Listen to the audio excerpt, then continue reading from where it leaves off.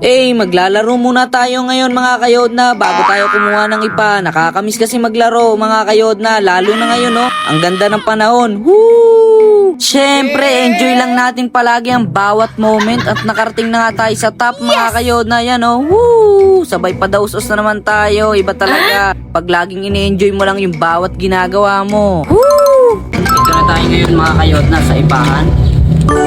Kunin muna natin yung pera mga kayodna sa tricycle.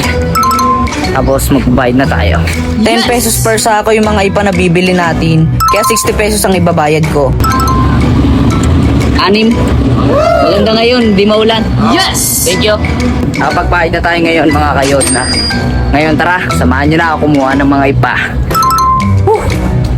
Sarap maglaro dito ngayon mga kayodna, kaso nagmamadali ako eh. May mga tatrabahuin pa ako pagkatapos nito. Kaya sunod na lang ako maglalaro.